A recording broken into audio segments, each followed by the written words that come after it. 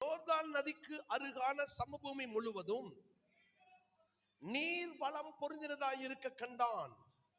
கர்த்தர் சோதோமையும் கொமோராவையும் அழிக்கும் முன்னே சோவாருக்கு போகும் வழி மட்டும் அது கர்த்தருடைய தோட்டத்தை போலவும் எகிப்து தேசத்தை போலவும் இருந்தது. லோத்து பிரிஞ்சு போயிட்டான். ஆபிரகாமை விட்டு பிரிஞ்ச உடனே இந்த லோத்து என்ன செய்தான் தெரியுமா? உடனே தன் கண்களை ஏறெடுத்தான். தன் கண்களை ஏறெடுத்து அங்க இருக்கிற செழிப்பான இடத்தை பார்த்தான். அந்த இடத்துல இருக்கிற செழிப்பை பார்த்து கர்த்தருடைய தோட்டத்தை போல இருந்த இடத்தை அவன் அபகரித்து கொண்டான். அவசரமாக ஒரு கூடாரம் போட்டான். அவசரமாக அவன் அங்கே போய் செட்டில் ஆயிட்டான். சோதோமுக்கு நேர இருக்கிற இடத்துல அவன் போய் செட்டில் ஆயிட்டான். ஆண்டவரை கேட்கல, போட்டுமா ஆண்டவரே, செய்யுமா ஆண்டவரே, நான் இங்க இருக்கலாமா ஆண்டவரே, நான் என்ன பண்ணணும்? இவ்வளவு நாள் ஆபிரகாம் கூட இருந்தேன், ஆபிரகாம் என்னை அனுப்பிட்டாரு, இதுக்கு மேல நான் என்ன செய்யணும் தெரியல, எனக்கு உதவி செய்யுங்க, எப்படியாவது எனக்கு ஹெல்ப் பண்ணுங்கன்னு கேட்கல. மாறாக இந்த ஆபிரகாமை விட்டு பிரிந்த உடனே லோத்து போய் தன் கண்களை ஏறெடுத்தான். தன் இஷ்டப்படி ஒரு இடத்துல கூடாரம் போட்டுட்டான். ஆனால் ஆபிரகாம் என்ன செய்தார் பாருங்க, 14வது வசனம். லோத்து ஆபிரகாமை விட்டு பிரிந்த பின்பு கர்த்தர் ஆபிரகாமை நோக்கி, அல்ல கவனிங்க, உன் கண்களை ஏறெடு. கை வைத்து அலையிலே சொல்லமா, எதை பாரு? உன் கண்ணை ஏறெடு, உன் கண்ணை ஏறெடு. அப்படின்னா லோத்து தன் கண்களை ஏறெடுத்தான். ஆபிரகாம் அங்கே தேவனையே பார்த்துக்கிட்டு இருக்கிறாரு. லோத்து பிரிஞ்சு போன உடனே கர்த்தர் சொல்றாரு, ஆபிரகாமே உன் கண்களை ஏறெடுத்து பார், உன் கண்களை ஏறெடு. கர்த்தர் சொல்ற வரைக்கும் ஆபிரகாம் செழிப்பையோ எங்க போவன்றதையோ செட்டில் ஆகக்கூடிய இடத்தையோ பார்க்கல. ஆபிரகாம் பார்த்ததெல்லாம் தேவனை மாத்திரம் பார்த்து கொண்டிருந்தான். கர்த்தரை மாத்திரம் அவனுடைய கண்கள் நோக்கி கொண்டிருக்கிறது. ஆண்டவருக்கு மாத்திரம் தன்னுடைய கண்களை ஏறெடுத்து காத்திருக்கிறான். தேவனுக்கு காத்திருந்து கர்த்தர் சொன்னதுக்கு அப்புறம் தான் ஆபிரகாம் தன் கண்களை ஏறெடுத்தான். ஆபிரகாமுக்கு லோத்துக்கு இருக்கிற வித்தியாசம் தெரியுமா? முதல்ல ஆபிரகாம் தேவனை பார்த்தான், லோத்து தேவன் கொடுக்கிற ஆசீர்வாதத்தை பார்த்தான். நிறைய பேருக்கு கர்த்தரை விட கர்த்தர் கொடுக்கிற ஆசீர்வாதம் ரொம்ப முக்கியம். ஆசீர்வாதத்தை விட கர்த்தர் தான் முக்கியம். எத்தனை பேர் ஆமென் சொல்றீங்க? நமக்கு ஆசீர்வாதங்களை கொடுக்கிற தேவன் தான் முக்கியம். ஆசீர்வாதம் இன்னைக்கு வரும், நாளைக்கு போயிடும்.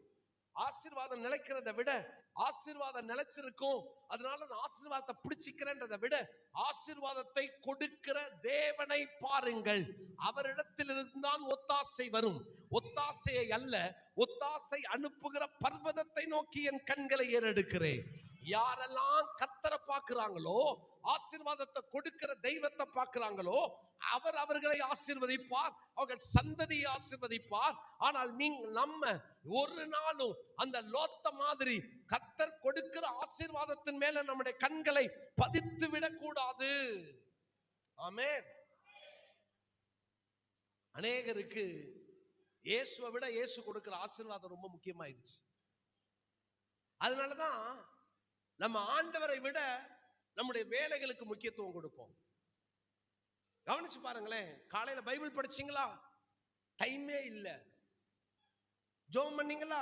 நேரமே இல்லை. வேலைக்கு போயிட்டேன், பிசினஸ்க்கு போயிட்டேன். நம்ம எப்பெல்லாம் நம்முடைய கர்த்தர் கொடுத்த வேலை நிமித்தம் கர்த்தரை மறக்கிறோமோ, இன்னைக்கு அதான் நடக்குது. கர்த்தர் கொடுத்த வேலையை விட கர்த்தரை நாம் முக்கியத்துவப்படுத்துகிறோம், படுத்த வேண்டும். ஆனா நம்ம எப்படி மாறிட்டோம் தெரியுமா? தேவன் கொடுத்த வேலைக்காக தேவனை மறந்து விட்டோம்.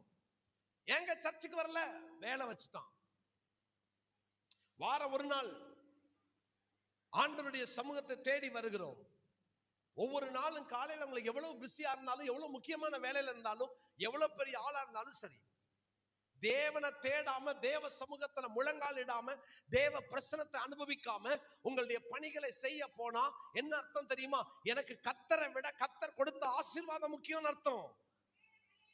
தேவன் தான் நமக்கு அவசியம். கர்த்தரை மாத்திரம் பற்றி கொள்ளுங்க, தேவனை பற்றி கொள்ளுங்க, தேவனை சார்ந்து கொள்ளுங்க.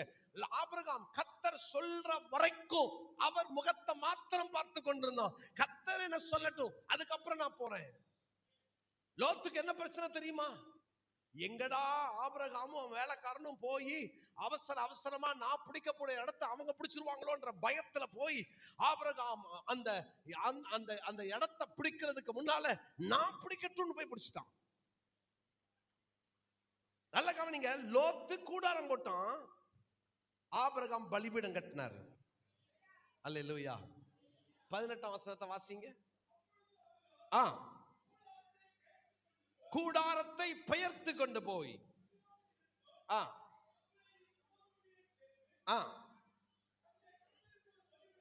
அங்கே கர்த்தருக்கு ஒரு லோத்து பலிபீடம் கட்டினாரா? லோத்து பலிபீடம் கட்டினாரா? இல்ல. என்ன போட்டாரு? கூடாரம் போட்டாரு. கூடாரம் தற்காலிகமானது, பலிபீடம் கட்டுவது நிரந்தரமானது. பலிபீடம் கட்டுவதும் கூடாரம் போடுவதும் ரெண்டுத்துக்கும் வித்தியாசம் இருக்கு. கூடாரம் போட்டான், பலிபீடம் கட்டினான். அல்லேலூயா. நம்ம எதை போடுறோம்? பலிபீடம் கட்டுறது இல்லை, கூடாரம் போடுறதுல ரொம்ப கவனமா இருக்கும். கூடாரம் போடுறதுலயே நம்ம நிறைய நேரத்தை செலவழிச்சிட்டோம். நீங்க செய்யற இந்த உலக பிரகாரமான எந்த காரியமும் கூடாரம் போடுவது, தேவ சமூகத்துல பலிபீடம் கட்டுவது என்ன அர்த்தம் தெரியுமா? கர்த்தர் எனக்கு சொல்ற வரைக்கும் நான் காத்திருப்பேன். கர்த்தர் எனக்கு செய்யற வரைக்கும் நான் காத்திருப்பேன். அவர் என்ன சொல்லுகிறாரோ அதைத்தான் நான் செய்வேன். அது வரைக்கும் என்னை நான் பலிபீடத்தில் அர்ப்பணிப்பேன். உங்கள் சரீரத்தை ஜீவ பலியாக அவருக்கு ஒப்பு கொடுத்து பாருங்கள். அவர் அவருடைய சித்தத்தை உங்கள் வாழ்க்கையில செய்ய வல்லவராக இருக்கிறார். அல்லேலூயா. வாசிங்க, ரோமருக்கு எழுதின நிருபம் 12ஆம் அதிகாரம் 1வது வசனத்தை படிங்க. ரோமர் 12:1.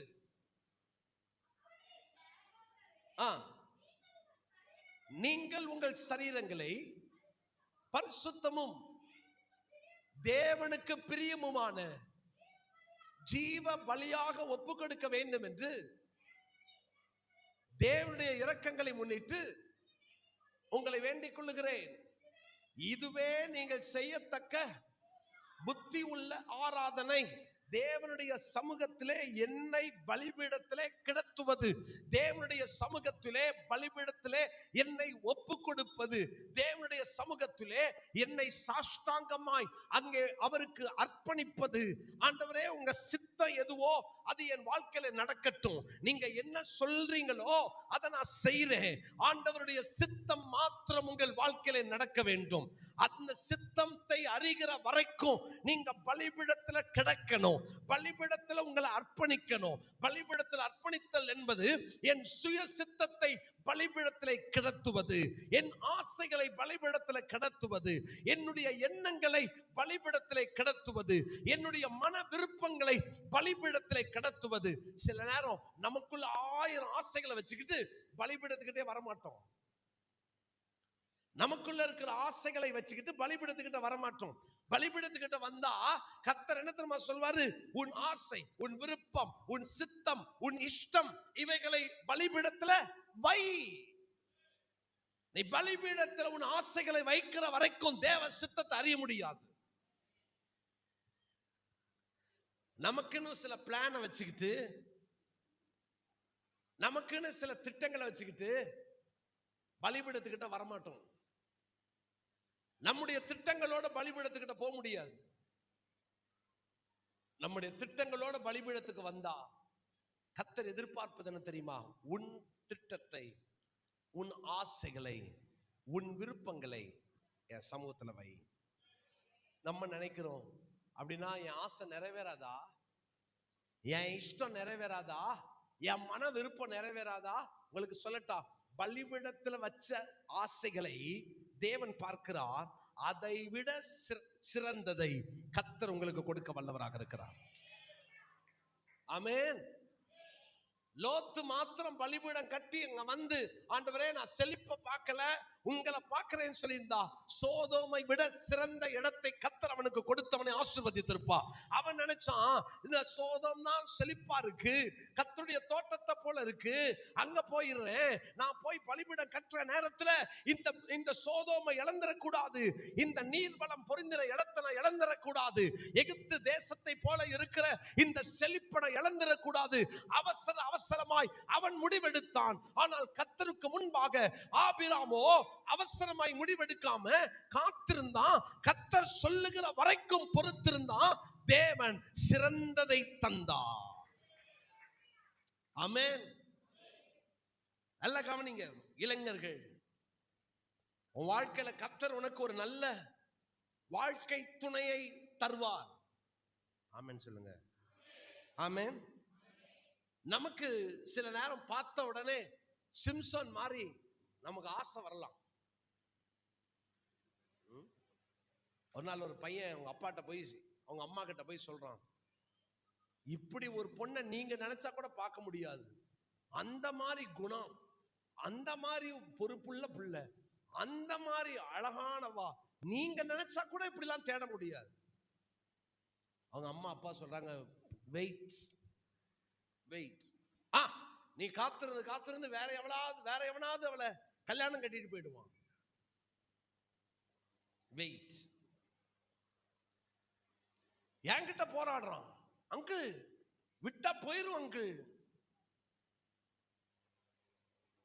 உன் ஆசைய பலிபீடத்துல வைக்காத வரைக்கும் சிறந்தது கிடைக்காது. ஆமென், ஆமென், ஆமென்.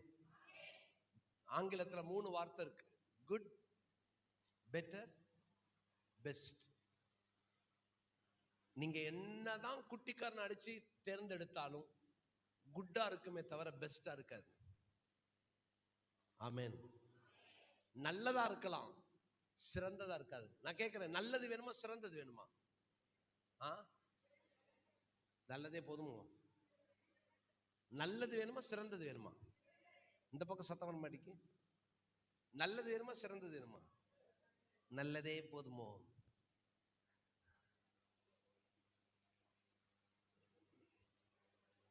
இந்த நல்லது போதும்னு உங்க பார்வைக்கு நல்லதா இருக்கும்,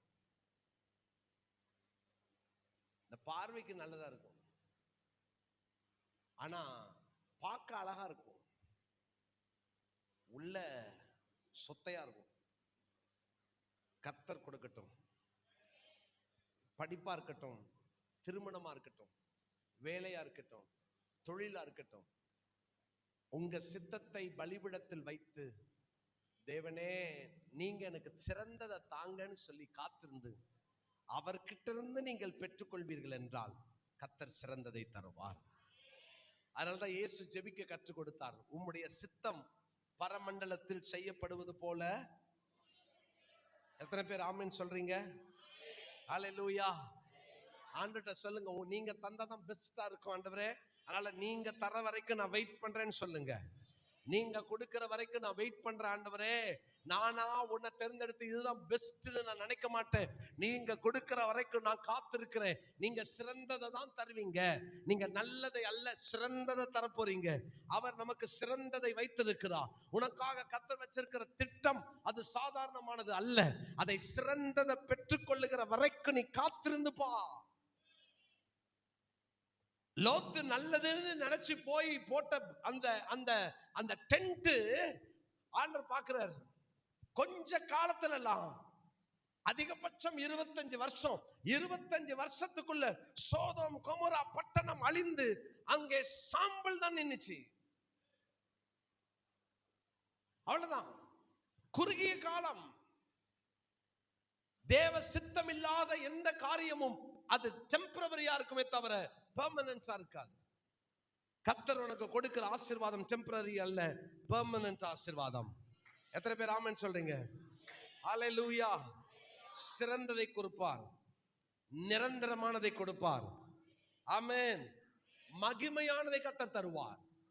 ஹல்லேலூயா. கர்த்தர் மகிமையான காரியத்தை உனக்கு செய்ய விரும்புகிறார். மகிமையான நன்மைகளை கர்த்தர் உனக்கு கொடுக்க விரும்புகிறார். மகிமையான காலங்களை கர்த்தர் உனக்கு கொடுக்க விரும்புகிறார். இயேசுவின் நாமத்தில் சொல்றேன், இன்னைக்கு உங்க சித்தத்தை தேவ சமூகத்துல வைத்து, ஆண்டவரே உம்முடைய சித்தம் என் வாழ்க்கையில நடக்கட்டும்னு சொல்லி பாருங்க. அந்த லோத்து யார் தெரியுமா?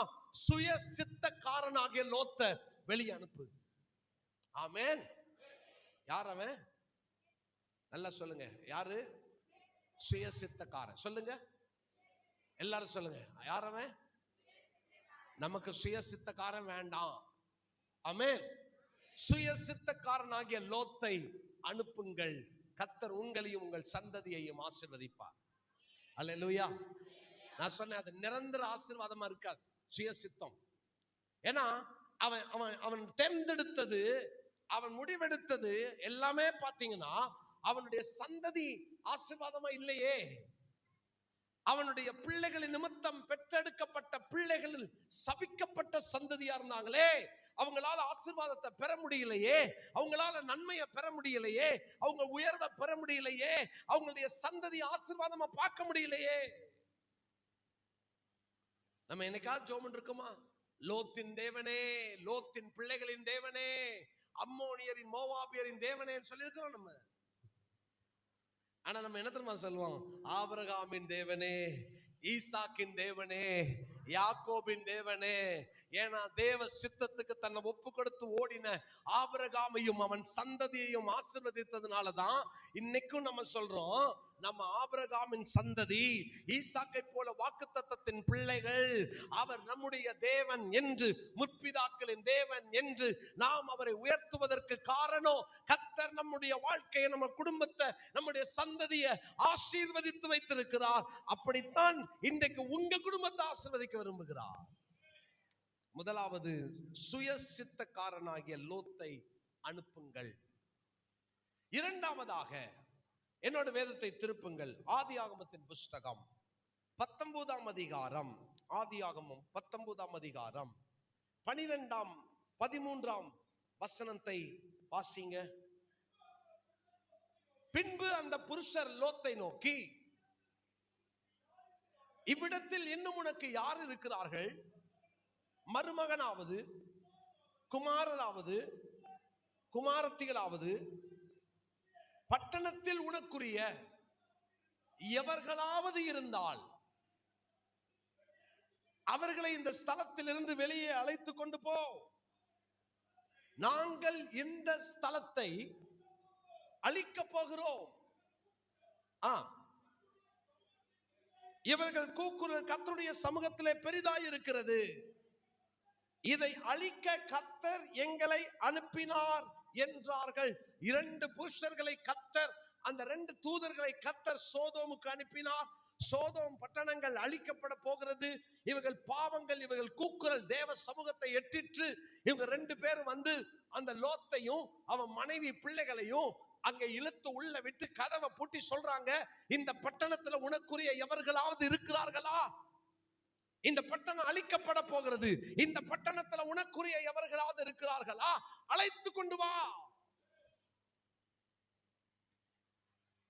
நீங்க இவங்க பட்டணத்துல இவங்களுக்குன்னு யாருமே இல்லை. அந்த பட்டணத்தை விட்டு வெளியே வரும்போது எத்தனை பேர் வந்தாங்க தெரியுமா? லோத்து, என்னை கவனிங்க, எல்லாரும் என்னை கவனிங்க. லோத்து, அவன் மனைவி, 2 பிள்ளைங்க, இவ்வளவுதான். நல்லா கவனிங்க. அவங்க பெண் பிள்ளைகள் 2 பேருக்கும் 2 அந்த திருமண வாழ்க்கை வந்துருச்சு. 2 பேருக்கும் அந்த ஊர்ல 2 மாப்பிள்ளைய பார்த்துட்டாங்க. அந்த 2 மாப்பிள்ளை யாருன்னு பாத்தீங்கன்னா, 14ஆவது வசனத்தை வாசித்து பாருங்களேன். அப்பொழுது லோத்து புறப்பட்டு தன் குமாரத்திகளை விவாகம் பண்ண போகிற தன் மருமக்கள் மாரோட பேசி, நீங்கள் எழுந்து இந்த ஸ்தலத்தை விட்டு புறப்படுங்கள், கர்த்தர் இந்த பட்டணத்தை அழிக்க போகிறார் என்றான். அவனுடைய மருமக்கள் மாரின் பார்வைக்கு அவன் எப்படி இருந்துச்சா? எப்படி இருந்துச்சா? என்ன அர்த்தம்? உமக்கு ஒரு வேலை இல்லையா மாமா? யாரோ வந்து சொன்னாங்களாம் பட்டணத்தை அழிக்க போறாரா, எங்களை கூப்பிடுறீங்களா? நீங்க வேணா போங்க, நாங்க வரல. நாங்கள் இந்த ஊரை விட்டு வரமாட்டோம், நாங்க இங்கதான் இருக்க போறோம், நீங்க போயிருங்க. உங்களுக்கு ஒரு கணக்கு சொல்றேன், இந்த கணக்கு நீங்க மனதுல வச்சுக்கோங்க. லோத்து ஆபிரகாமை விட்டு பிரியும் போது ஆபிரகாமுக்கு 74 வயசு. எத்தனை வயசு? 74.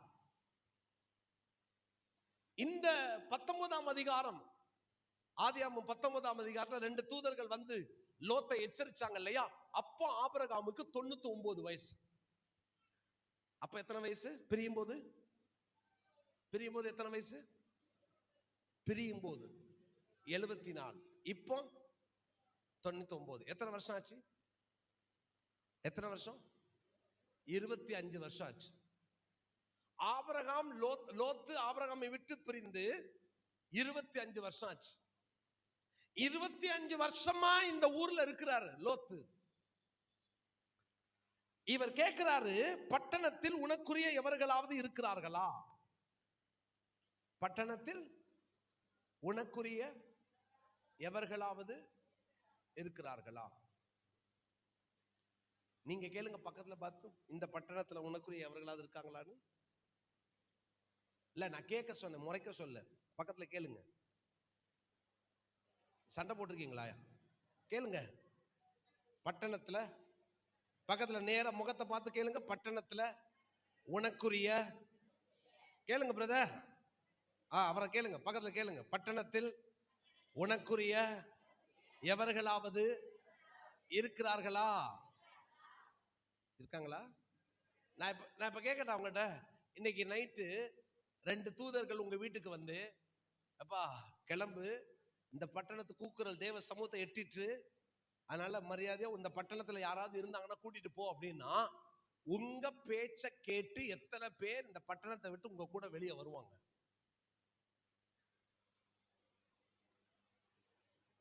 ஒருத்தர், 2 பேர்.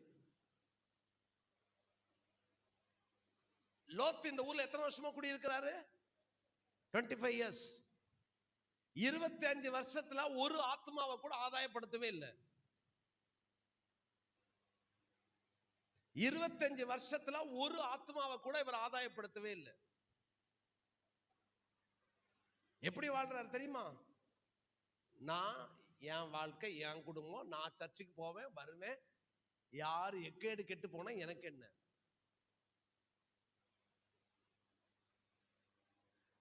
நீங்கள் லோத்தை அனுப்பாவிட்டால் உங்கள் சந்ததியும் பாதிக்கப்படும். ஆமென். எனக்கு ஒரு கேள்வி என்னன்னா, ஆபிரகாம் 18ஆம் அதிகாரத்துல, ஆதியாகமம் 18ஆம் அதிகாரத்துல கர்த்தர் சொல்றாரு, எப்பா நான் செய்ய போறதை உனக்கு மறைக்க மாட்டேன், நான் சொல்லிடுறேன் அப்படின்னு முக்கியமான ஒரு செய்தியை சொல்றாரு. சோதோம் கொமோரா பட்டணம் அழிக்கப்பட போகுது அப்படின்னு சொல்றாரு. உடனே ஆபிரகாம் என்ன பண்ணிருக்கலாம்? நம்மளா தான் என்ன பண்ணிருப்போம்? நல்ல வேலை ஆண்டவரே, அப்பதான் அவனுக்கு புத்தி வரும். என் கூட சண்டை போட்டு போனான், அவனுக்கு இதுவும் வேணும், இதுவும் வேணும், இன்னும் வேணும். என்னையா சண்டை போட்டு போனா போட்டும், இந்த பட்டணம் அழிஞ்சாதான் அவனுக்கு புத்தி வரும். உடனே போய் தேவ சமூகத்துல லோத்து நின்னு ஜெபிக்கிறாரு, ஆண்டவரே அந்த பட்டணத்துல நீதிமான்களோடு துன்மார்க்கரை அழிப்பீரோ? கர்த்தர் அழிக்க மாட்டேன்றார். 50 நீதிமான்கள் இருந்தால் அங்க அழிப்பீங்களா ஆண்டவரே? ஆபிரகாமுக்கு முதல்ல போட்ட கணக்கு என்ன தெரியுமா? 25 வருஷத்துல வருஷத்துக்கு 2 ஆத்துமாக்கள் ஆதாயம் பண்ணியிருந்தா கூட எத்தனை ஆத்துமாக்கள்? 50. அப்படின்னா இந்த 25 வருஷத்துல 50 ஆத்துமாக்களை லோத்து சம்பாதிச்சிருப்பார். எனவே 50 ஆத்துமாக்கள் இருந்தால், நீதிமான்கள் இருந்தால் நீர் அழிப்பீரோ? கர்த்தர் சொல்றாரு, அழிக்க மாட்டேன். நீதிமான்களோடு சேர்ந்து துன்மார்க்கரோடு சேர்ந்து நீதிமானை அழிப்பது எனக்கு தூரமாய் இருப்பதாக, நான் அழிக்க மாட்டேன் கர்த்தர் சொல்றாரு. இவருக்கு புரியல, அழிக்க மாட்டேன்றாரு, ஆனா அழிப்பேன்றாரு. சரி கொஞ்சம் குறைச்சிடலாம். 45 இருந்தா அழிக்க மாட்டேன், 40 இருந்தா அழிக்க மாட்டேன், 30 இருந்தா அழிக்க மாட்டேன், 20 நீதிமான் இருந்தாலும் நான் பட்டணத்தை அழிக்க மாட்டேன். சரி ஆண்டரே, டீல், எனக்கு உங்களுக்கு வேண்டாம். 10 நீதிமான் இருந்தாலும் அந்த ஊரை அழிக்க மாட்டேன். 25 வருஷத்துல எத்தனை நீதிமான்? 10 நீதிமான். எனக்கு ஒரு கேள்வி, ஆபிரகாமே 50 10க்கு கொண்டாந்தீங்கல்ல, இன்னொரு 6 மைனஸ் பண்ணி 4 சொல்லியிருக்கலாம்ல, பட்டணம் காப்பாற்றப்பட்டிருக்கோம்ல. ஆபிரகாமுக்கு ஒரு அசையாத நம்பிக்கை 10 நீதிமானோடு நிறுத்திட்டார். 10 பேர் இருந்தா நான் அழிக்க மாட்டேன். ஆபிரகாம் அங்கே கர்த்தர் போயிட்டாரு. ஆபிரகாம் அங்கே தேவ சமூகத்தில் நின்று 10 நீதிமானுக்கு கீழே குறைக்கல. ஏன் 10 நீதிமான் தெரியுமா? ஏன் 10 பேருக்கு கீழே குறைக்கல தெரியுமா? அந்த நாட்கள்ல செல்வ சீமான்கள், பெரிய ஐஸ்வர்யவான்கள், அவங்க வீட்டுல எல்லாருக்கும் ஒரு வேலைக்காரர்கள் இருப்பாங்க, அடிமைகள். அவங்க எப்போதும் அந்த எஜமான் யாரை ஆராதிக்கிறார்களோ அவர்களை தான் அவர்கள் ஆராதிக்க வேண்டும். நான் உதாரணமா சொல்றேன். ஆபிரகாமுக்கு ஒரு வேலைக்காரர் இருந்தான், வீட்டுல மேனேஜர் மாதிரி இருந்தார். அவர் யார் தெரியுமா? அவர் பேரு எலியேசர். எலியேசர் ரட்சிக்கப்பட்டார். அதனாலதான் நம்ம இன்னைக்கு வரைக்கும் அந்த கல்யாண கார்டுல இந்த காரியம் கர்த்தரால் வந்ததுன்னு போடுறதுக்கு காரணம் என்ன தெரியுமா?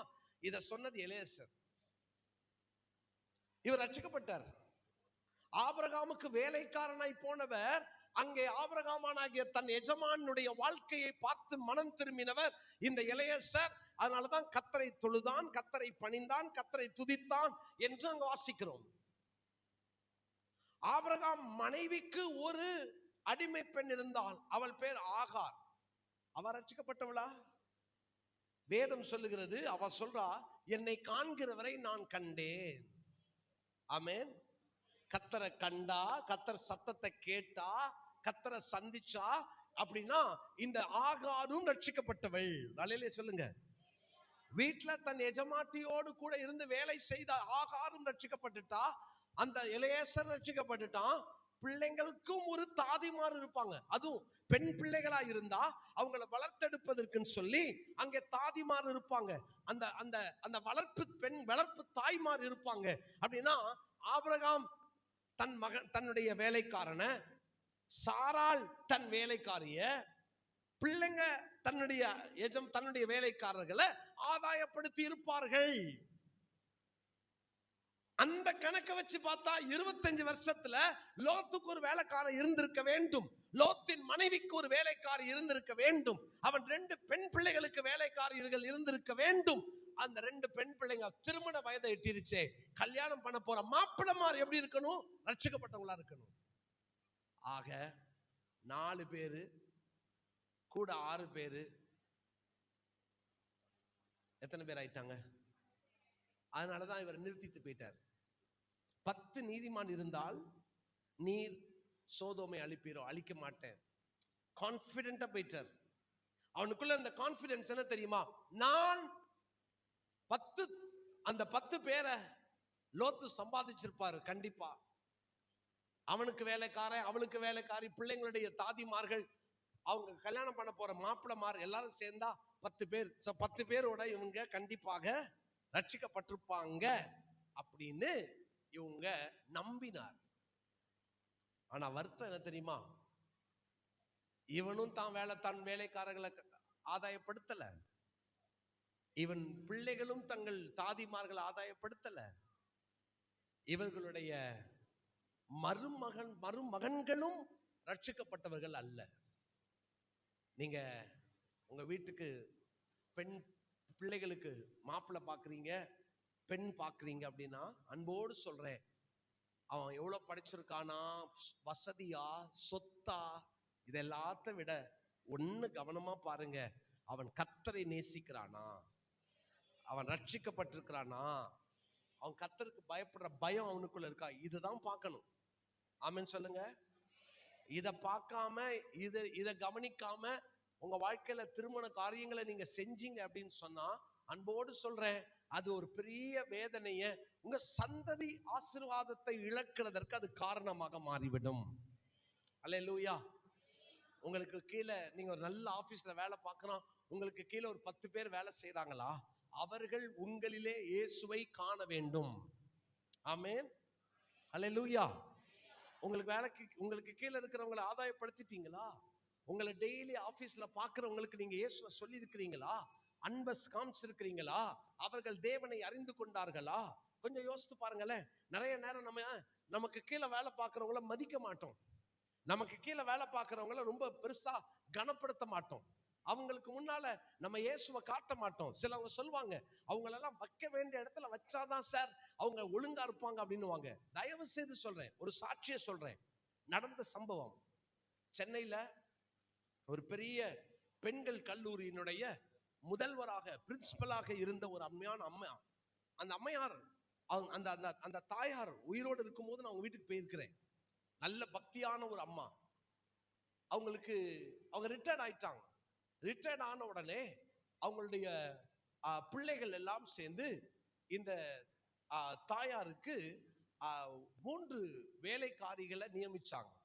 ஒன்று துணி துவைக்க, பெருக்க, சமையல் எல்லாம் செய்ய அவங்க வச்சாங்க. எல்லாம் கவனிக்கிறீங்களா? என்னைய பிரசங்க நேரத்துல எல்லாம் என்னை கவனிங்க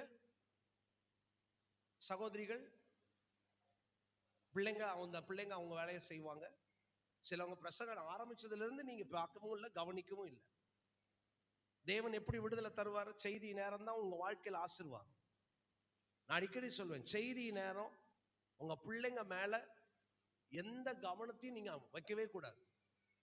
கர்த்தர் மாத்திரம் தான் உங்க கூட பேசுற சத்தம் உங்க காதுல விழுந்துகிட்டே இருக்கணும். ஆமென். நம்ம அதனாலதான் வாரம் சர்ச்சுக்கு வரோம், ஒரு மாற்றமும் இருக்காது, விடுதலையும் இருக்காது. என்னன்னா நம்ம சர்ச்சுக்கு போய் என்னத்தை வாங்கிட்டு போறோம்? ஒண்ணுமே வாங்கல. நான் அடிக்கடி சொல்லேன், சபை நீங்க மற்ற இடம் மாதிரி ஏதோ வாங்க போ முடிஞ்சதா ஏதோ கையில கொடுக்குறாங்க சாப்பிட்டு போறது இல்லை. இது தேவன் என் கூட பேசுகிற வானத்து மன்னாவை சாப்பிடுகிற நேரம். அல்லேலூயா.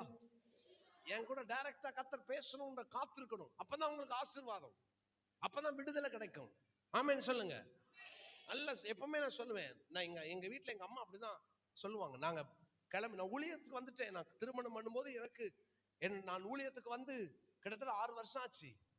ஆனால் எங்க அம்மா என்னை கூப்பிட்டு, என்னுடைய குழந்தை பிறந்த உடனே, மூத்த மகள் பிறந்த உடனே என்னைய மனைவி எங்க அம்மா கூப்பிட்டு, இங்க பார், சர்ச்சுக்கு போற, உன் பிள்ளைய நீ ஜோம் பண்ணி கொண்டு போகணும். எதுக்கு? உன் பிள்ளைய அங்க சர்ச்சுக்கு போன உடனே உன் குழந்தை உன்னை, அதுவும் மற்ற பிள்ளைங்களை விட உன் பிள்ளைகளை எல்லாரும் கண்களும் ரொம்ப பார்க்கும், ரொம்ப உத்து கவனிப்பாங்க. கவனிக்கும் போது அந்த பிள்ளைய பிரசங்க நேரத்துல தான் அந்த குழந்தை ரொம்ப அழகா தெரியும். பிரசங்க நேரத்துல அந்த குழந்தை எப்படி தெரியும்? தேவதூதர் மாதிரி இருக்கும் குழந்தை. நீயும் கொஞ்சம் போல இருக்கும். எப்போ? பிரசங்க நேரத்துல. நீ மாத்திரம் இல்ல, உன்னை சுத்தி இருக்கிறவங்க எல்லாம் அந்த குழந்தைய கொஞ்சுவாங்க. அப்பதான் அந்த குழந்தைய ஜிஜிபு ஜிஜிபுன்னு எல்லாம் கொஞ்சம் அப்படியே இருக்கும். அது பண்ணும், அது பின்னால இருக்கிறது கூப்பிடும், முன்னால இருக்கிறது என்கிட்ட கூடன்னு சொல்லும். கவனம். அதே மாதிரி சர்ச்சுக்கு வரும்போது அந்த குழந்தைய, ஆண்டவரே உங்க ரத்தத்துக்குள்ள மறைச்சுக்கோங்க, என் பிள்ளை எந்த காரணத்தை கொண்டும் மற்றவர்களுக்கு இடரலாகவோ மற்றவங்க பிரசங்கம் கேட்கறதுக்கு தடையாகவோ என் குழந்தை இருக்கக்கூடாதுன்னு ஜோம் பண்ணிட்டு தான் குழந்தைய தூக்கிட்டு போகணும்னு சொல்லுவாங்க. நான் கூட்டத்துக்கு போகும்போது அந்த குழந்தைய கை வச்சு ஜோம் பண்ண சொல்லுவாங்க. ஆண்டவரே என் பிள்ளை டிஸ்ட்ராக்ஷனா இருக்கக்கூடாது, யாருக்கும் தொந்தரவா இருக்கக்கூடாது, என் பிள்ளைங்க ஆண்டவரே யாருக்கும் அழகாவும் காட்சி அளிச்சிடக்கூடாது, பார்த்துக்கோங்க அப்படின்னு சொல்லுவாங்க. ஆமென். இதை செய்யுங்கள். நான் எந்த சபையிலையும் சொல்வேன், எல்லா சர்ச்சிலையும் சொல்வேன், கவனம் கவனம். நம்ம பிள்ளைங்க கர்த்தர் நம்ம கொடுத்த சுதந்திரம். ஆமென். எப்படி வேணாலும் கர்த்தருடைய வார்த்தையை கேட்க விடாம பிசாசு ஆக்குவான். கவனமா இருக்கணும். ஆமென். கர்த்தர் உங்கள் குழந்தைகளை ஆசீர்வதிப்பார். அதனாலதான் இந்த செய்தி கொடுக்கிறேன். உங்களையும் உங்க சந்ததியும் ஆசீர்வதிப்பார். உங்க சந்ததி நல்லா இருக்கணும், உங்க பிள்ளைங்க நல்லா இருக்கணும், உங்க பிள்ளைங்களுடைய பிள்ளைங்க நல்லா இருக்கணும். கை வைத்து ஆமென் சொல்லுங்க. கர்த்தர் இந்த கிருபைகளை உங்க குடும்பத்துக்கு தருவாராக. பாருங்க, இந்த 3 சகோதரிகள் வேலைக்கு வச்சிருக்கிறாங்க. இந்த தாயார் காலையில எழுந்ததுல இருந்து இவங்க பார்த்துக்குவாங்க. மதியானம் சாப்பிடுற நேரம் பாருங்களேன், சமையலெல்லாம் செஞ்சு முடிச்ச உடனே இந்த தாயார் வந்து டைனிங் டேபிள்ல இந்த 3 பேரையும் உட்கார வைப்பாங்களாம். இந்த 3 வேலைக்காரிகளையும் உட்கார வைத்து இந்த அம்மா சாப்பாடு பரிமாறுவாங்களாம். யாருக்கு? தான் வீட்டுல தனக்கு உதவி செய்ய வந்த வேலை செய்த சகோதரிகளுக்கு சாப்பாடு பரிமாறுவாங்களாம். அவங்க வீட்டுல வந்து சொல்லுவாங்களாம், நீங்க சாப்பிடுங்க, அவங்க பரிமாறுவாங்க, அவங்கள உட்கார வச்சுட்டு நீங்க பரிமாறுறீங்களே அப்படின்னு கேட்டா, இல்ல எனக்காக கஷ்டப்பட்டவங்க தான் முதல்ல சாப்பிடணும்னு சொல்லி சாப்பாடு கொடுப்பாங்களாம். அப்புறம் இந்த அம்மா சாப்பிடுவாங்களாம். சாப்பிட்டு முடிச்ச உடனே தான் ரூமுக்கு போய் ஏசி ஆன் பண்ணிட்டு அந்த அவங்க கட்டில்ல அங்க ஒரு வயசான அம்மா சமையல் செய்யறாமா, கொஞ்சம் வயசானவங்க சமையல் செய்யறாமா பக்கத்துல படுத்துக்குவாங்களாம். இந்த அம்மா பக்கத்துல படுக்க வச்சுட்டு நீ கொஞ்ச நேரம் ரெஸ்ட் எடுக்கணும், 1 மணி நேரம் ரெஸ்ட் எடுத்துட்டு தான் சாயங்காலம் வேலையை ஆரம்பிக்கணும்னு படுக்க வச்சுப்பாங்க. பக்கத்துல ஒரு பாயை போட்டு மற்ற 2 சகோதரிகளையும் படுக்க வச்சுக்குவாங்களாம். இவங்க 4 பேரும் 1 மணி நேரம் ரெஸ்ட் எடுத்ததுக்கு அப்புறம் இந்த அம்மா எழுந்து மற்ற வேலைகள்லாம் செய்ய ஆரம்பிப்பாங்களாம். பாருங்க, இப்படி அவர்கள் செய்து இயேசுவின் அன்பை அவர்கள் மூவருக்கும் காமிச்சு 3 பேரும் ரட்சிக்கப்பட்டு ஞானஸ்தானம் எடுத்துட்டாங்க. அவங்க வீட்டுக்கு போறவங்க சொல்லுவாங்களாம், கொஞ்சமாச்சும் உங்களுக்கு ஏதாவது இருக்குதா, வேலைக்காரியா வைக்க வேண்டிய இடத்துல வைங்கன்னு வாங்கலாம். அவங்க அந்த அம்மா சொல்லுவாங்களாம், இவர்கள் 3 பேரும் இந்த பூமியில தான் எனக்கு வேலை செய்யறாங்க, பரலோகத்துல என் கூட சேர்ந்து கர்த்தரை ஆராதிக்க போறாங்க. ஆமென். பூமியில எனக்கு வேலை செய்யலாம், பரலோகத்துல எனக்கு வேலைக்காரி இல்ல, அவங்க 3 பேரும் என் கூட உட்கார்ந்து ஆராதிக்க போறாங்க. அந்த அம்மா இறந்த போது அந்த 3 சகோதரிகளும் சாட்சி சொன்னார்கள், இப்படி ஒரு முன் உதாரணமான சகோதரியை, ஒரு தாயை நாங்கள் வாழ்க்கையில் பார்த்ததில்லை. இயேசுவை காட்டுறோமா? ரிட்டையர்ட் ஆயாச்சு, அந்த அம்மா எங்கேயும் வெளியே போல, ஆனா வீட்டுல உட்கார்ந்துகிட்டே 3 ஆத்துமாவை ஆதாயப்படுத்திட்டாங்கல்ல. இந்த பட்டணத்தில் உனக்குரிய யாராவது இருக்கிறார்களா, அவர்களை அழைத்து கொண்டு போ. இன்னைக்கு உங்க பேச்சை கேட்டு எத்தனை பேர் இந்த பட்டணத்தில் ஆண்டவரை அறிந்தவர்கள், தெரிந்தவர்கள், ருசித்தவர்கள் இருக்கிறார்கள்? யோசித்து பாருங்க. ஏன் தெரியுமா நம்ம இப்படி வாழ்ந்துட்டோம்? யோசித்து பாருங்க. உங்க கூட படிக்கிறவங்க எத்தனை பேர்கிட்ட பேசுவீங்க? எத்தனை பேர் கூட நல்ல கதை அடிப்பீங்க? உங்க கூட வேலை பார்க்கறவங்க எத்தனை பேர் கூட உட்கார்ந்து நல்லா பேசுவீங்க, கதை அடிப்பீங்க? சொல்லுங்க. இத்தனை பேர்ல எத்தனை பேர் ஆதாயப்படுத்தப்பட்டிருக்கிறாங்க? இயேசுவின் அன்பை உங்கள் வாழ்க்கையில பார்த்திருக்காங்க? நான் சொல்றேன் கவனிங்க. நீங்க இயேசு கிறிஸ்துவை அவர்களுக்கு சொல்லுவதை விட இயேசுவை அவர்கள் வாழ்க்கையிலே காட்ட பழகுங்கள். ஆமென். இயேசுவை காண்பியுங்கள், இயேசுவை காண்பியுங்கள். இயேசுவுக்கு உங்கள் உங்கள் உங்கள் வாழ்க்கையில இயேசுவை காட்டுங்க. நீங்க சொல்லுங்க, நான் உன்னை நேசிக்கிறேன், உன் மேல அன்பா இருக்கிறேன், எனக்கு கீழே நீ வேலை செஞ்சாலும் எனக்கு நீ அடிமை அல்ல, ஆண்டவர் உன்னை ஆசீர்வதிப்பாராகன்னு சொல்லுங்க. ஆத்மாவை ஆதாயம் பண்ணுகிறவன் ஞானவான் என்று வேதம் சொல்லுகிறது. தேவன் நம்ம கொடுத்த ஆத்மாக்களை நம்ம தான் ஆதாயப்படுத்த வேண்டும். அல்லேலூயா, ஆமென். இது சுவிசேஷத்தை பிரசங்கிப்பது, சுவிசேஷத்தை பிரசங்கித்து இயேசுவை காண்பிக்கிற அனுபவம் வேறு, வாழ்க்கையிலே இயேசுவை காட்டுகிற அனுபவம் வேறு. அல்லேலூயா. இன்னைக்கு ஒரு தீர்மானம் எடுப்போம். ஆண்டவரே, இதுவரைக்கும் சுயநலமா வாழ்ந்துட்டோம். எத்தனை வருஷம்? 25 வருஷம், 30 வருஷம். யோசித்து பாருங்க, இந்த ஊர்ல வந்து நீங்க எத்தனை வருஷம் ஆச்சு? எத்தனை பேர் ஆதாயப்படுத்தணும்? இந்த லோத்து யார் தெரியுமா? 1 சுய சித்தக்காரன், 2வது இவன் ஒரு சுயநலக்காரன். நான் மட்டும் வாழ்ந்தா போதும், என் மனைவி என் பிள்ளைங்க நல்லா இருந்தா போதும். சுயநலம். கிறிஸ்தவங்க சுயநலமா வாழ்ந்தா எப்படி பரலோகத்துக்கு போவோம்? எப்படி சந்ததி ஆசீர்வதிக்கப்படும்? யோசிச்சு பாருங்க. ஆபிரகாம், ஈசாக்கு, யாக்கோபு அவங்க சந்ததி ஆசீர்வாதமா இருக்கு. லோத்துடைய சந்ததி சபிக்கப்பட்டு போச்சே. லோத்துடைய சந்ததியில 2வது தலைமுறையை கூட பார்க்க முடியாம போயிட்டாங்களே. லோத்துடைய சந்ததி 10 தலைமுறைக்கு கர்த்தருடைய ஆலயத்துக்குள்ள பிரவேசிக்க கூடாதுன்னு கர்த்தர் தடை விதிச்சாரே. என்ன காரணம்? சுயநலம். ஆலயத்துக்கு நம்ம மட்டும் வந்தா பிரயோஜனம் இல்லைங்க. இன்னைக்கு திருச்சபை எப்படி மாறிடுச்சு தெரியுமா? பிறப்பு வீதத்தில் தான் திருச்சபை வளர்கிறதே தவிர ஆத்தும ஆதாயத்தின் வீதத்தில் திருச்சபை வளர்றதில்லை. இன்னைக்கு திருச்சபையில கர்த்தர் ஆத்துமாக்களை அங்கே ஆண்டவர் அறுவடை செய்ய விரும்புகிறார். அதுக்குதான் சபை, அதுக்குதான் சபை.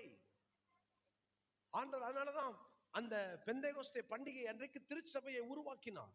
அன்னைக்குதான் சபை பிறந்த நாள், the birthday of the church.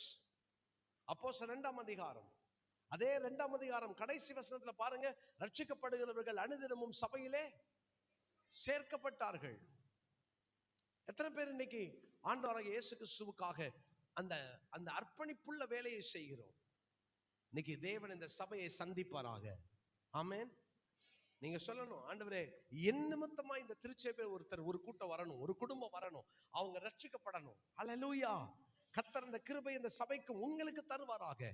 உங்கள் மூலமாக இந்த சபையில ஆத்துமாக்களை தருவாராக. எத்தனை பேர் ஆசைப்படுறீங்க, ஆனா நான் ஒரு கூட்டத்தை சபைக்கு கொண்டு வரணும்? இல்லையா, நான் சுயநலம் என்ற லோத்தோடு வாழ்ந்து கொண்டிருக்கிறோம். சுயநலம் இருக்கிற வரைக்கும் நம்மளும் நம்ம சந்ததியை வாழ முடியாது, ஆசீர்வாதமா இருக்க முடியாது. மூன்றாவதாக ஆதியாகமம் 19ஆம் அதிகாரம் 18வது வசனத்தை வாசி. 17, 18. ஆதியாகமம் 19, 17, 18. அவர்களை வெளியே கொண்டு போய் விட்ட பின்பு அவர், உன் ஜீவன் தப்ப ஓடிப்போ, பின்னிட்டு பாராதே, இந்த சமபூமியில் எங்கும் நில்லாதே, நீ அழியாதபடிக்கு மலைக்கு ஓடிப்போ என்றார். அதற்கு லோத்து, என்னது? யாருக்கு? கர்த்தர் இறக்கப்பட்டு கொண்டாந்து ஒரு ஆலோசனையை சொல்லி, வெளியே போப்பா, இங்க இருக்காத, சமபூமியில நில்லாத, உன் ஜீவன் தப்ப ஓடிப்போன்னு சொன்னதுக்கு அப்புறம் இவங்க என்ன தெரியுமா செஞ்சிருக்கணும்? ஐயோ, என் மேல வச்ச அன்பு எவ்வளவு பெரியது, ஆண்டவரே என்ன மன்னிச்சிருங்க, இப்பயே ஓடிறேன்னு சொல்லாம லேட் ஆக்கிக்கிட்டே இருக்கிறாங்க. நல்லா கவனிங்க. பலிபீடம் கட்டினா கீழ்ப்படிதல் வரும், கூடாரம் போட்டா கீழ்ப்படிதல் தாமதமாகும். பலிபீடம் கற்றவங்க கிட்ட தான் கீழ்ப்படுதலை பார்க்க முடியும். அதனாலதான் ஆபிரகாமுக்கு கர்த்தர் பலிபீடம் கட்டுகிற கிருபையை தந்தார். ஆபிரகாம் பலிபீடம் கட்டினார். ஆனால் லோத்தோ பலிபீடம் கட்டுவதற்கு பதிலாய் கூடாரம் போட்டதுனால தான் கூடாரத்தை விட்டு வெளியே வர, கூடாரத்தை விட, கூடாரத்தை பெயர்க்க அவனால முடியல. பலிபீடம் கட்டிட்டா எப்ப வேணாலும் கர்த்தர் கூடாரத்தை பெயர்த்தா விட்டு கொடுப்போம். ஆமென். பலிபீடம் கட்டாம கூடாரம் போட்டா கூடாரத்தை பெயர்க்க மனம் வராது. லோத்துவுக்கு தன் கூடாரத்தை பெயர்த்துக்கிட்டு வெளியே போக முடியல, மனம் இல்ல. தாமதித்துக் கொண்டிருந்தார்கள். 18ஆம் வசனத்துல தாமதித்துக் கொண்டிருக்கிறார்கள்.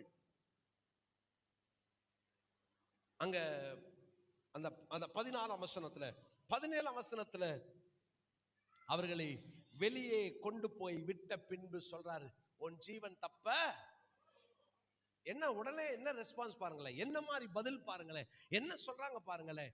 அப்படி அல்ல ஆண்டவரே. எவ்வளவு துணிகரம்ல. அப்படி அல்ல. எப்படி அல்ல?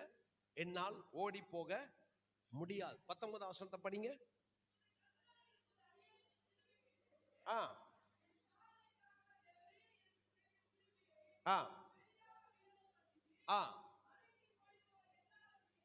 மலைக்கு ஓடி போக என்னால். என்னால் யாருக்கு சொல்ற பதில்? உன் ஜீவனை காக்குறதற்கு கர்த்தர் உன் மேல காமிச்ச அன்பு, இரக்கம், ஒவ்வொரு முறையும் கர்த்தர் தயவு வச்சு சொல்றாரு, காப்பாத்தி காப்பாத்தி காப்பாத்தி விடுறாரு. எவ்வளவு ஈஸியா சொல்ல போற, என்னால் முடியாது.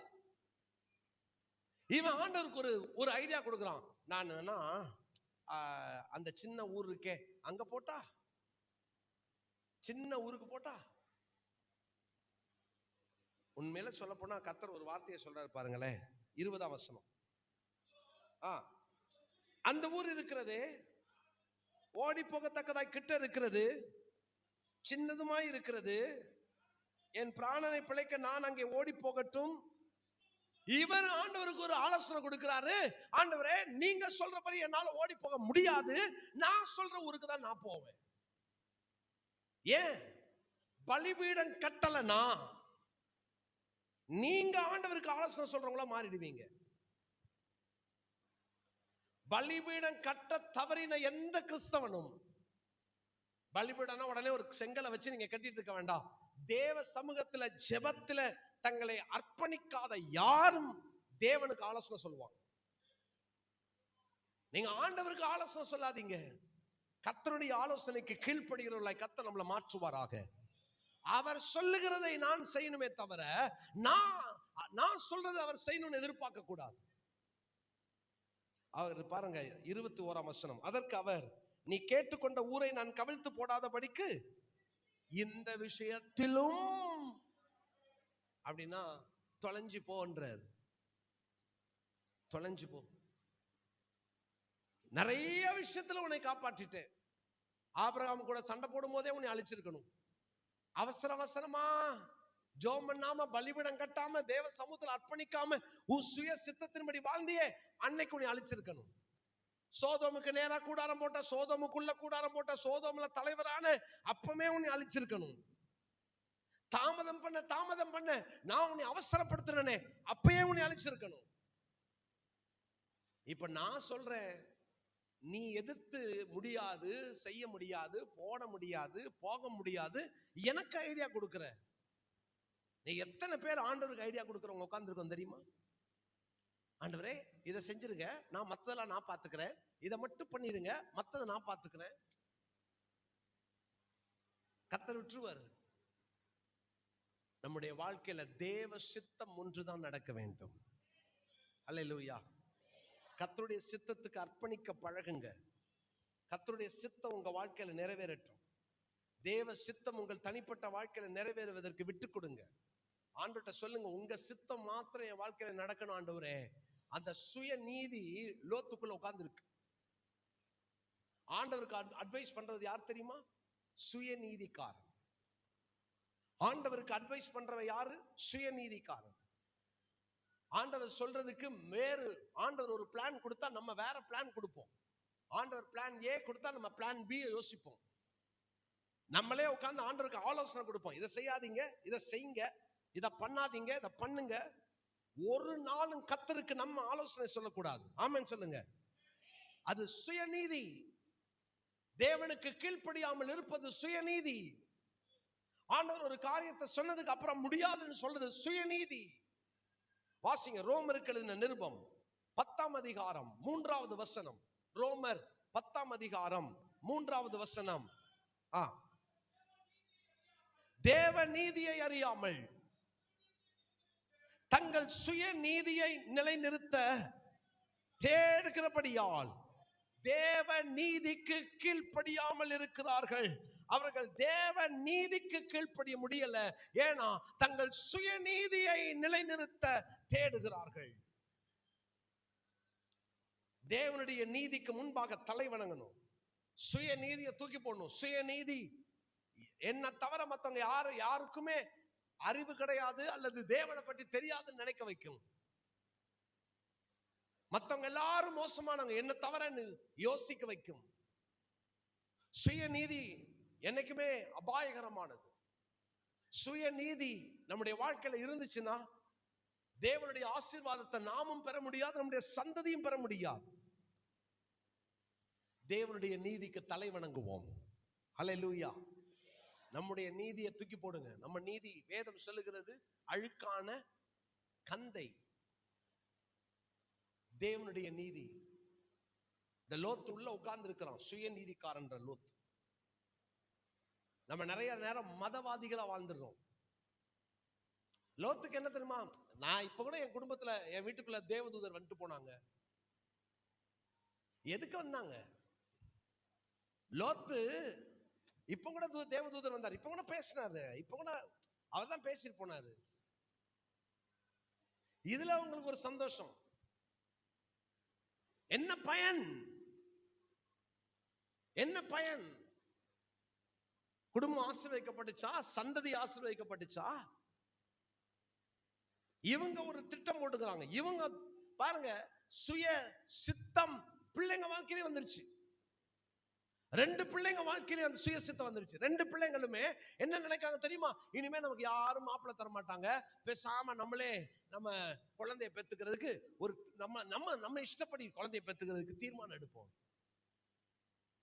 அந்த இனம் சபிக்கப்பட்டது. தேவனால் அந்த இனத்தை ஆசீர்வதிக்க முடியல. உன்னுடைய சொந்த வாழ்க்கையில தேவ சித்தத்துக்கு ஒப்பு கொடுக்காத வரை, தேவ நீதிக்கு கீழ்ப்படியாத வரை, அந்த சுய சித்தத்தை தூக்கி எறியாத வரை தேவனுடைய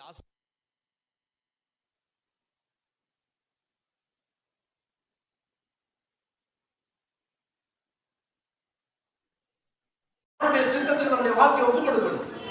அல்லேலூயா. நம்ம பிள்ளைகள் ஆசீர்வதிக்கப்படணும். நீங்க ஆண்டவருக்கு அட்வைஸ் பண்றதை ஸ்டாப் பண்ணுங்க. ஆண்டவருக்கு ஒரு திட்டத்தை போடுறதை ஸ்டாப் பண்ணுங்க.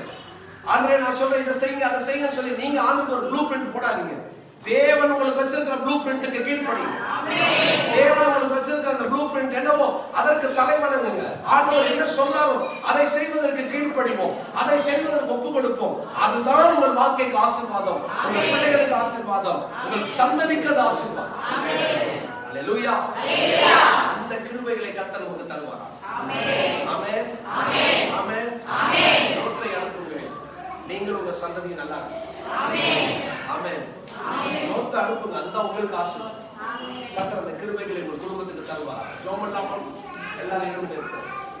கண்களை மூடி தலைகளை தாழ்த்தி, ஆண்டவரே உடைய சித்தத்துக்கு நான் ஒப்புக்கொடுக்கிறேன்னு சொல்லி எல்லாம் எழுந்து நின்று கண்களை மூடி பயபக்தியோடு எழுந்து, கண்களை மூடி இருதயத்தை தேவனுக்கு நேராக பயபக்தியோடு பயபக்தியோடு பயபக்தியோடு, ஆண்டவரே உங்க சித்தத்துக்கு நான் என்ன ஒப்புக்கொடுக்கிறேன், உங்க சித்தத்துக்கு என் வாழ்க்கை தரேன்னு சொல்லி அர்ப்பணிப்போடு எழுந்து நில்லுங்க.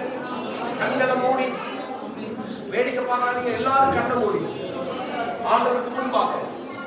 Thank you Lord. இயேசுவே உமக்கு நன்றி, இயேசுவே உமக்கு நன்றி. உடைய கிருபையின் கரங்களை எங்களை ஒப்புக் கொடுக்கிறோம். கர்த்தர் நம்ம கூட பேசிக் கொண்டிருக்கிறார். தேவ சித்தத்துக்கு ஒப்புக் கொடுங்க. கண்ணை மூட சொல்லுங்க, எல்லாம் கண்ணை மூடி ஜெபம் பண்ணுங்க. கண்களை மூடி ஜெபம் பண்ணுங்க, கண்களை மூடி ஜெபம் பண்ணுங்க. Hallelujah, hallelujah. Thank you Jesus, thank you Jesus. Hallelujah, hallelujah. அப்பா உமக்கு ஸ்தோத்திரம், ஸ்தோத்திரம், ஸ்தோத்திரம். வாழ்க்கையில் ஆண்டவரே நான் நிறைய உங்க சித்தத்தை செய்ய தவறிட்டேன், என் சித்தத்துக்கு நேரா வாழ்ந்துட்டேன், என் சித்தத்துக்கு நேரா வாழ்ந்துட்டேன். கீழ்ப்படியாம என்னால நிறைய ஆசீர்வாதத்தை இழந்துட்டேன். ஆண்டவருடைய சித்தத்துக்கு நான் என்ன ஒப்பு கொடுக்க தவறிட்டேன். என்ன மன்னிச்சிருங்கன்னு சொல்லுங்க, என்ன மன்னிச்சிருங்க. உன் குடும்பம் நீ நல்லா இருக்கணும், உன் சந்ததி நல்லா இருக்கணும்னு இன்னைக்கு காலையில கர்த்தர் உன் கூட பேசி கொண்டிருக்கிறா. உன் குடும்பம் நல்லா இருக்கணும். ஒருவேளை நீ கல்யாணம் பண்ணல, இன்னும் நீ கல்யாணம் பண்ணல, பரவாயில்ல. ஆனா இப்பவுமே நீ ஜெபம் பண்ணு, ஆண்டவரே நானும் என் சந்ததியும் நல்லா இருக்கணும் சொல்லுங்க. நல்லா இருக்கணும் ஆண்டவரே, அதுக்கு தேவ சித்தத்துக்கு நீ தலை வணங்கு. சுய சித்தக்காரனாகிய லோத்த உன்னை விட்டு நீ வெளியே அனுப்பு. சுய சித்தக்காரனாகிய லோத்த உன்னை விட்டு நீ வெளியே அனுப்பு. இயேசுவின் நாமத்தினால சுய நீதிக்காரனாகிய லோத்த நீ வெளியே அனுப்பு. இயேசுவின் நாமத்தினால அந்த சுயநலக்காரனை வெளியே அனுப்பு. ஆத்ம ஆதாயமே செய்யலையே, இத்தனை வருஷத்துல நான் ஒரு ஆத்மாவை கூட சபைக்கு கொண்டு வரலையே, என்ன மன்னிச்சிருங்கன்னு சொல்லு. ஒரு குழந்தைய போல கண்ணீரோட ஜெபம் பண்ணு. ஒரு குழந்தைய போல தேவ சமூகத்துல கண்ணீர் வடித்து கேள், என்ன மன்னிச்சிருங்க ஆண்டவரே, இதுவரைக்கும் ஒரு ஆத்மாவை கூட நான் ஆதாயப்படுத்தல, என்ன மன்னிச்சிருங்க, என்ன மன்னிச்சிருங்க. என் கூட பழகிற நண்பர்களுக்கு சொல்லல, என்ன மன்னிச்சிருங்க ஆண்டவரே. நான் இதுவரைக்கும் யாருக்கும் உம்மை குறித்து நான் பேசல, என்ன மன்னிச்சிருங்க. என் வாழ்க்கையை மாத்துங்கன்னு கேளு. கர்த்தர் மாற்றுவார், கர்த்தர் மாற்றுவார், கர்த்தர் மாற்றுவார், கர்த்தர் மாற்றுவார். இன்னைக்கு தேவனுக்கு கீழ்ப்படிய ஒப்பு கொடுங்க. எத்தனை பேர் கீழ்ப்படிய போறீங்க? எத்தனை பேர் வாழ்க்கையில தேவனுக்கு தேவ சத்தத்துக்கு கீழ்ப்படிய ஒப்பு கொடுக்க போறீங்க? இயேசுவின் நாமத்தினால ஆண்டவரே எனக்குள்ள இருக்கிற சுயநலம், சுய சித்தம் மாறட்டும், சுய நீதி வெளியே போகட்டும். நிறைய நேரங்கள் பலிபீடம் கட்டுறதில்ல, கூடாரம் போடுறதுல கவனம் செலுத்துறோம். பலிபீடம் கட்டுறதுல கவனம் செலுத்த தவறிட்டோம். கூடாரம் போடுறதுலே கவனம் வச்சுட்டோம். தீர்மானிக்கலாமா? உன் ஜெப அறைதான் நீ பலிபீடம் கட்டும் இடம். உன் ஜெப வாழ்க்கை தான் பலிபீடம் கட்டும் இடம். ஜெபிக்க முடியலையா? நீ ஜெபம் பண்றது இல்லையா?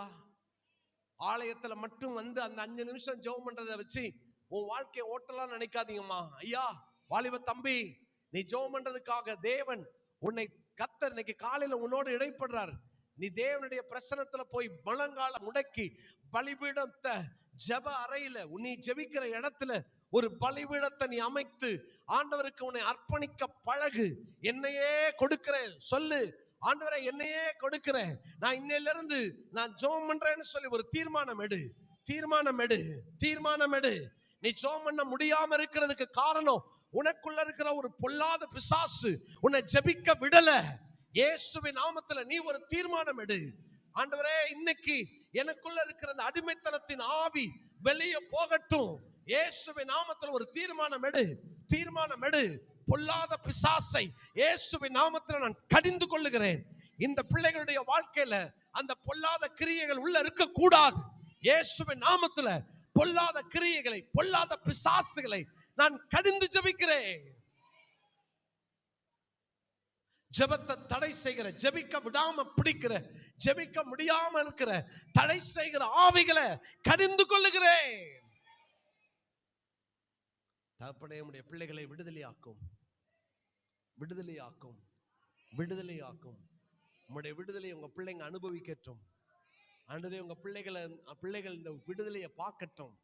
உதவி செய்யுங்க ஆண்டவரே, உதவி செய்யுங்க ஆண்டவரே. உங்க ஒத்தாசை அனுப்புங்க, உங்க நாமத்தை மகிமைப்படுத்துங்க. கிருபை உங்க பிள்ளைங்க மேல தங்கி இருக்கட்டும். ஆண்டவரே, உங்க பிள்ளைகளை ஆசீர்வதிங்க, உங்க பிள்ளைகளை உயர்த்துங்க. இந்த குடும்பம் வாழ்ந்து இருக்கட்டும், ஆசீர்வாதமா இருக்கட்டும். இவங்க சந்ததி ஆசீர்வதிக்கப்படட்டும். எல்லாம் கையை வைத்து சொல்லுங்க, என்னை மன்னிச்சிருங்க, என் சுய சித்தத்தை மன்னிச்சிருங்க. சொல்லுங்க, என் சுய நலத்தை மன்னிச்சிருங்க. கையை உயர்த்தி ஆண்டவர்ட்ட மன்னிப்பு கேட்டு ஜெபம் பண்ணுங்க. ஆண்டவரே, என் குடும்பம், என் சந்ததி நல்லா இருக்கணும். சொல்லுங்க, என் சந்ததி நல்லா இருக்கணும், என் பிள்ளைங்க நல்லா இருக்கணும்.